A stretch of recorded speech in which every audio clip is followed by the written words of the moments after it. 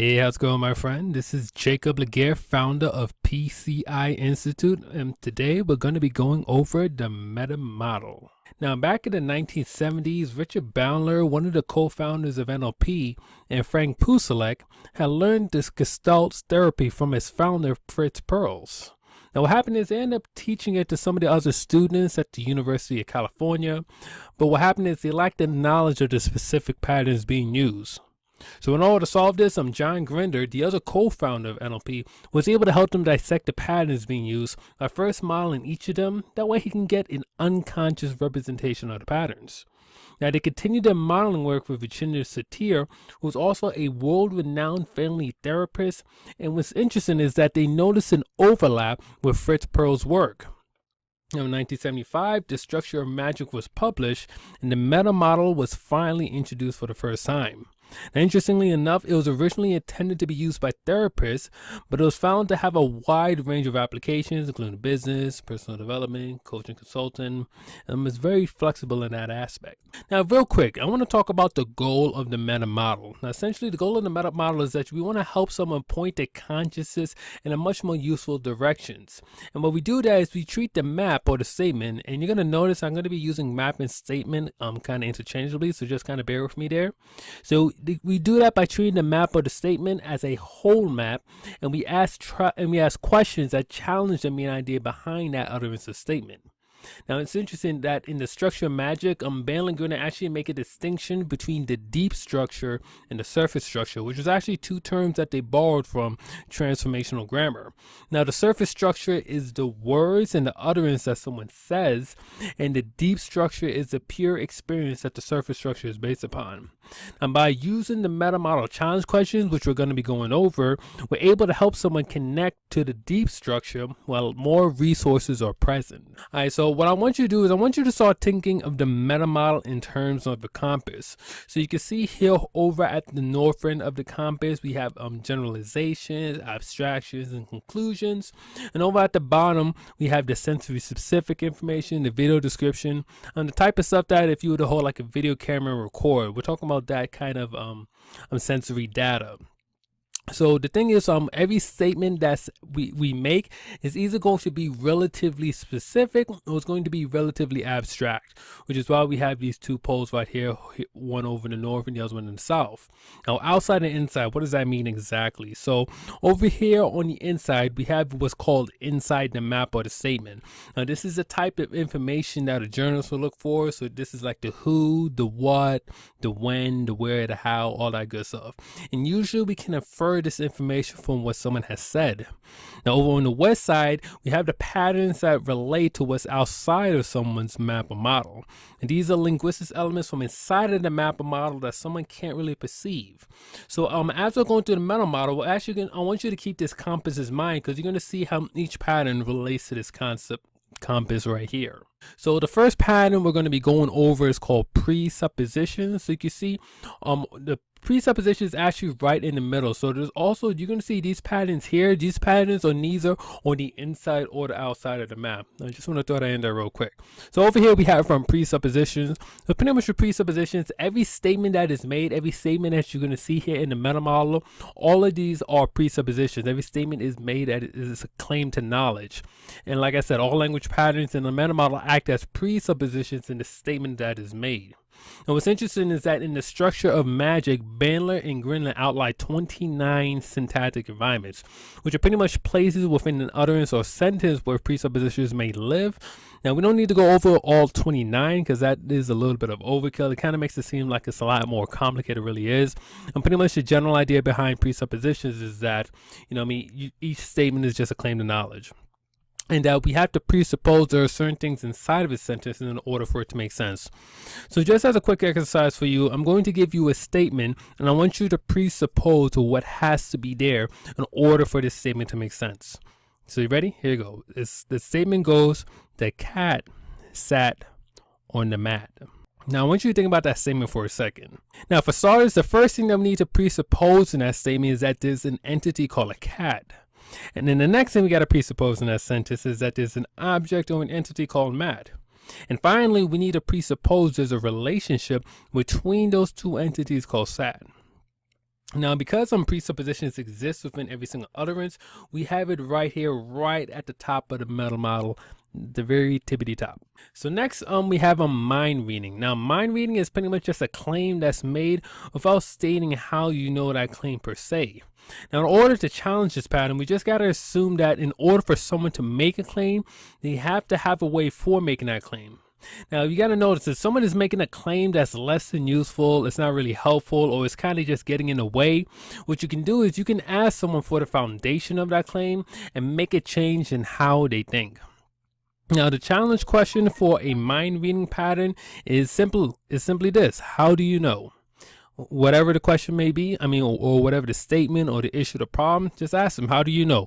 And then from there, asking them how to know, it allows you to see exactly where they're drawing that information from. So we have it right here at the top right of our meta model patterns. So next time we got the lost performative. Now, lost performative is interesting because you see what happens is more often than not, we tend to drop who said it, when they said it, and under what conditions they said it. And what happens is when we fail to just find the scope of a statement, our nervous system, treats it as a universal. So it means essentially you treat that statement as something that's true at all times, all places, absolutely no exceptions. So what happens is when we go and we challenge the launch performatives, challenging this pattern, it allows us to take a statement that's kind of just like kind of free floating or willy-nilly and stuff, and we bring it back to a statement about a specific time, place, and reason. So very simply, to challenge a lost performative, you just simply ask who says, or according to whom, or where did you get that from? And by doing that, you're able to help that person form a much more concrete representation of exactly what it is they're talking about. So next we have modal operators. So modal operators is down, is right below presuppositions, and it's right here in the middle. Pretty much modal operators describe the mode of operating a sentence, and essentially it shows us the boundary of a map or model. Now, essentially, there's three types of modal operators. There's modal operators of possibilities, which are words such as can, could, may, and might. We also have the modal operators of necessity, which is should, like ought to, must, need to. We also got the modal operators of desirability, which is like love and like to. Now, it's interesting that depending on what a person's modal operators is used, we're able to figure out exactly how is it they motivate themselves. Some people are motivated by possibility, some by necessity, some by desirability. So now there's a conventional way to go about doing modal operators. So for example, if somebody says like I can't do something, like I can't give talks in public, you can go a simple route. You can ask them very simply like what would happen if you could? And you say you can't do something, what would happen if you could? And by asking them what would you happen if you could, it allows us to helps us get information from what's outside of the map. Or you can respond with what stops you. Someone says, someone says they can't do something, ask them what stops you. And by doing that, it helps us get information from inside of the map. Now, these are just the two conventional approaches. You can also ask them like, well, how do you know that you can? Which is the mind reading challenge question. Or you could ask them, well, according to whom? Which is the lost performative.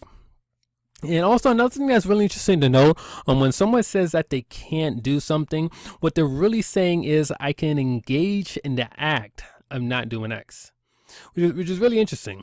In fact, let me just tell you a quick story while we're here. So there was actually a VP of communications from a really big company, and he was really afraid of giving talks in public. So one day he actually met with an NLP trainer, and he told him, I can't give talks in front of people. I just can't do it. So the NLP trainer asked him, well, how do you know that you can't? The VP said, well, I gave a couple of talks and I didn't really like how it turned out. So the trainer responded, okay, so you're giving a couple of talks and, you didn't really like the outcome. Have you ever gave a talk and, it was neither here nor there? And the VP said, actually plenty of times. So now the NLP trainer says, well, we're actually no longer talking about if you can or can't now. Now the question is really of quality now. So what's interesting is when you hear modal operators around limitation, another good technique to do is to use counterexamples or just challenge the inferred or the implied universality inside of the statement. Now we're going to talk more about actually universals in the next section, which is coming up right about now. Universal qualifiers. So universal qualifiers, essentially they define the scope of the map. Now, what's interesting about universal qualifiers, usually the example of a universal qualifier could be every, all, and only, stuff like that. But what's interesting is that even if a person doesn't use those explicit words, they could still have a sort of inferred universality behind the statement. Like if someone doesn't offer a form of qualification, in other words, there's an implied or inferred universality to what they're saying. Now, here's the thing. In order for a statement with a universal qualifier to be valid, there can't exist a single, and I mean not one, counterexample. So very simply, if you want to challenge a universal qualifier, you simply just come up with a counterexample that could be true based on what the other person says. So next we're going to be talking about cause and effect. Now, cause and effects, as you see, is inside of the map, and pretty much this gives us the structure for how the model works. So just a basic structure, if x and y, and over on the x side we have the sum total of evidence that points to y as the outcome. Now, very simply, now to take care to go and challenge like cause and effects patterns, like I highly recommend taking a look at the sleight of mouth patterns. The sleight of mouth patterns are super powerful when it comes to handling cause and effect. But yes, definitely check that out because I actually do have an article on that. And so next we're going to be talking about nominalizations, which is over on the outside of the map. So pretty much what's interesting is like nominalization actually is a nominalization, you know, funny enough. But pretty much what a nominalization does is it allows us to take a complex activity and it puts it together into one thing. That way we're able to think about it. So very quickly, if you're trying to figure out whether or not a noun is a nominalization, there's a simple test called a wheelbarrow test. And very simply, any noun that you can't put into a wheelbarrow is a nominalization. So just a couple of examples. You get education, you get conclusion, you get demonstration. You see, these are all nominalizations of educate, conclude, and demonstrate respectively. It's pretty much taking a verb and turning it into a noun. Now here's the thing. Now if you have a nominalization that's being problematic for you or for someone else, all you got to do is just put it back into verb form. Okay, so next we're going to be talking about predicates. So pretty much predicates are pretty much words that tells us something about the subject. And what's powerful about predicates is that we can use these words to influence what kind of representation someone makes in their mind. Now there really is two main types of predicates. You get the time and the space predicates, and you also have the sensory predicates. So example of a time predicate would be like before, look back, happen, and it pretty much allows you to place things like in terms of some modalities. And now as for the sensory predicates, each sensory predicate actually corresponds to one of the representational systems. So you got visual predicates such as like review, out of sight, show me, auditory predicates like outspoken, shout, unheard of, and so on and so forth. So these words is just pretty much descriptive words that describe the subject, and we pretty much, like I said, we use these words to influence what kind of representations we make in someone's mind. So next we got the complex equivalence pattern over on the inside of the map. Now this occurs when a person equates a particular qualitative word in their experience of the world around them. So what would be an example of a complex equivalence? So a complex equivalence could be as simple as this sentence: this day is lovely. So you see, this day is the actual experience, like the day, like we all know what a day experience is like, but saying lovely is it's a qualitative word. Like it can mean many things to many different people. So that's just a very simple example of what a complex equivalence is. So if you have a complex equivalence that's being problematic, very simply, you just ask a person how they equate the qualitative or the descriptive word with the world around them. You know, what's interesting is if you're watching the video right here, you'll notice that complex equivalence and normalizations are actually on the same level of the meta model. You see, normalization essentially describes the bits, and the complex equivalence shows how they all fit together. And just like with the cause and effect patterns, complex equivalents are definitely great. Like definitely check out the sleight of mouth patterns if you want to learn more about using different patterns or different strategies, so to speak, as well as like challenging at a complex equivalence. So next we have comparative deletions. So pretty much comparative deletions is based on this idea is that every evaluation that's been ever made, it comes from making comparisons to other things. So what's cool is that you can actually use this pattern even if there's no explicit mention of a comparison, and if there's no standard comparing mentioned in the map, all you can do is just simply ask about it. And by asking for a standard of comparison, what you're able to do is you're able to sort out the relative difficulty for that person. So somebody could say, for example, like, yo, this test is really hard. And you can ask them, well, is hard compared to what exactly? Like, what are you comparing this hard test to exactly? So even though I didn't make a comparison or anything, I just said, this test is hard. You can still ask them to say what exactly are they comparing the hard test to exactly? Like, what is this hard compared to? Like, it's always about making comparisons, and by using this pattern, you're able to figure out exactly what it is they're comparing it to. So next we get the lack of referential index. And now this is a language pattern where the who or the what the speaker referring to isn't specified. So a quick example of a lack of referential index pattern is words like he, she, it, they. And very simply, to challenge the lack of referential index, you just ask who or what specifically. And pretty much what this does is it helps with gaining clarity on what the speaker is referring to. And this is over on the outside of the map. Okay, next we have non-referring nouns and unspecified verbs. Now it's interesting. Now the subject-verb relationship is extremely fundamental to the act of cognition. What happens is we have this kind of we're hardwired to know exactly what something is and what it's doing. Now, by challenging non-referring nouns, I kind of group these together because they're pretty much interlinked with one another. Challenging non-referring nouns, what it does is it helps us to give more information about who or what is being talked about. And you might notice that with non-referring nouns, essentially, the same language patterns that you use with the lack of referential index is what you use with non-referring nouns. They're very similar in that aspect, but with non-referring nouns, we're kind of just finding out more information about who is being talked about. With lack of referential index, it's just talking about who exactly is being referenced. So there's a slight difference there. Now with unspecified verbs, it was interesting to note that every verb is relatively unspecified. So very simply, if you want to go and you want to get a little bit more clarity on an unspecified verb, you just challenge that by simply asking how specifically. Now, it's also important to keep in mind that just because you collect more information about a verb, it doesn't necessarily provide more information about what's going on. So let me give you a quick example. Let's say you're with a guy and this guy tells you, "Hey, my friend hit me." So you ask this guy and you say, "Well, how did your friend hit you?" And the guy responds, "Well, she hit me hard." And you respond, "Well, with what?" And he responds, "Well, with an idea." So you ask why. Well, why did she hit you with an idea? He responds, "Because you're trying to help me." Now, what you notice there was really interesting is it isn't until the third question. Well, hold on, let me see.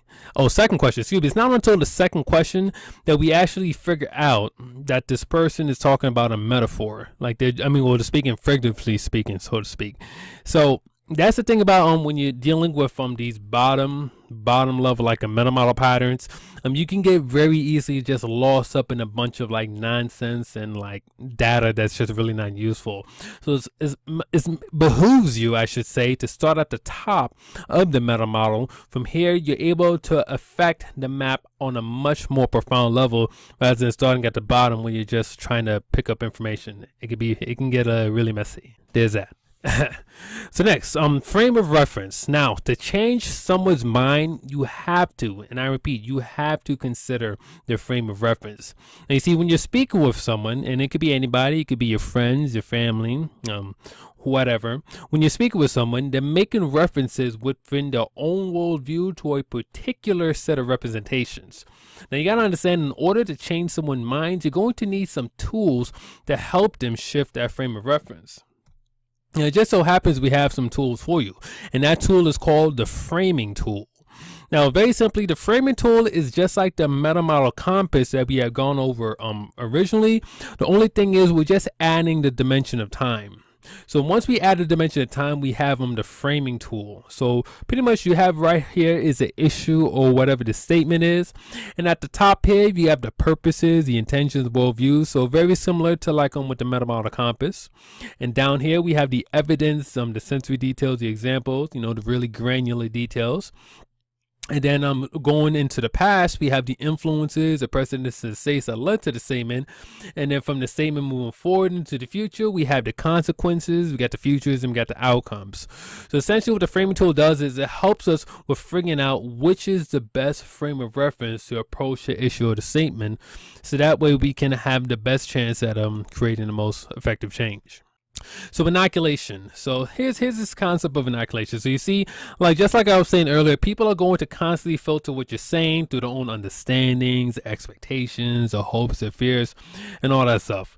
Now here's the thing: if you can't find a way to contextualize what's going on in those filters, what's happening is you're going to set yourself up for a lot of failure and frustration.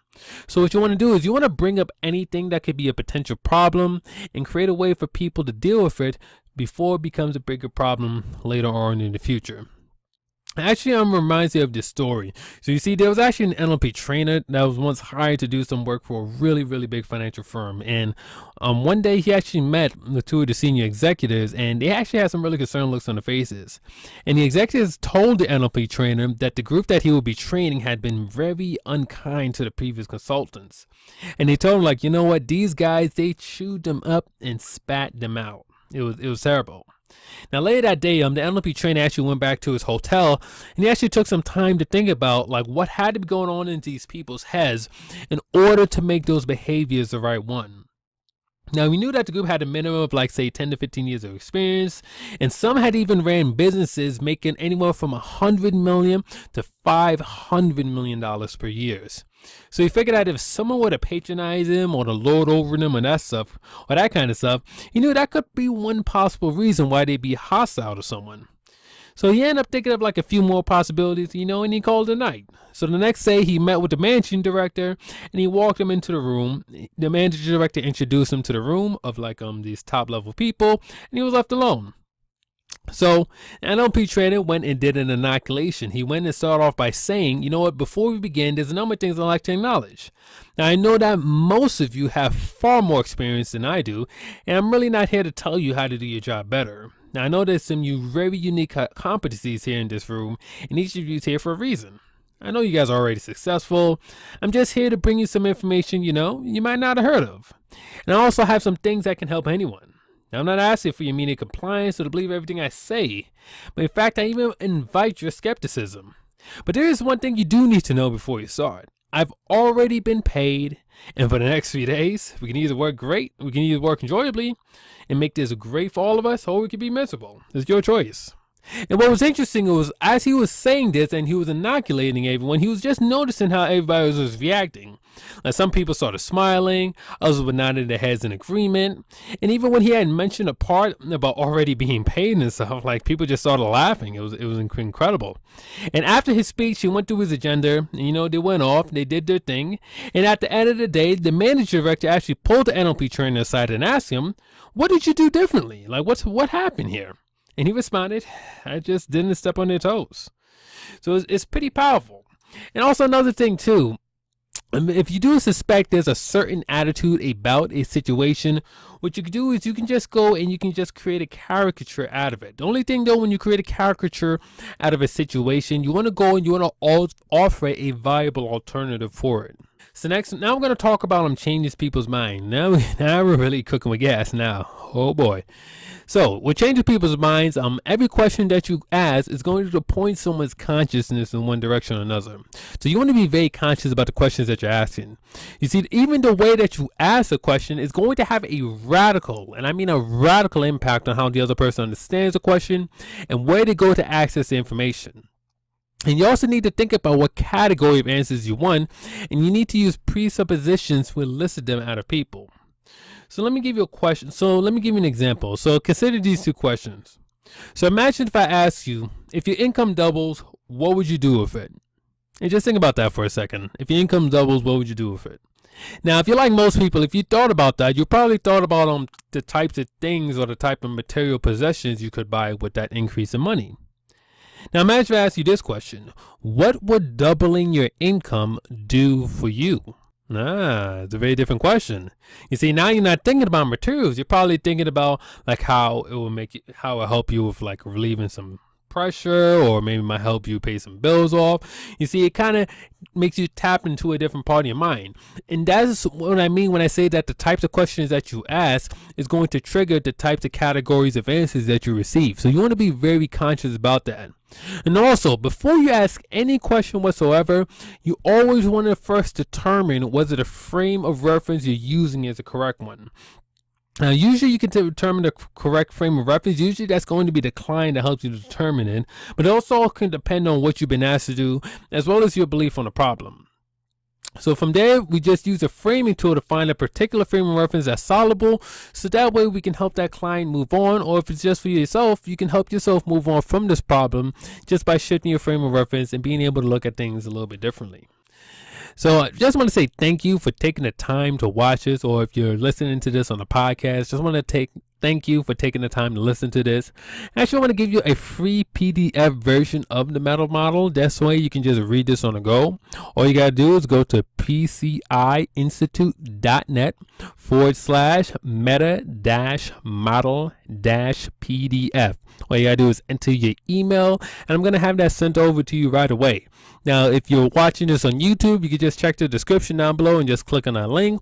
Or if you're listening to this on the podcast, all you got to do is just check out the show notes where I'll have the link posted in there as well. But once again, it's PCIinstitute.net/meta-model-PDF. So yes, I just want to say thank you for taking the time to watch this or to listen to this, however you are consuming this content. Once again, this is Jacob Laguerre, founder of PCI Institute, signing off. Thanks for stopping by, and I will catch you next time. Peace.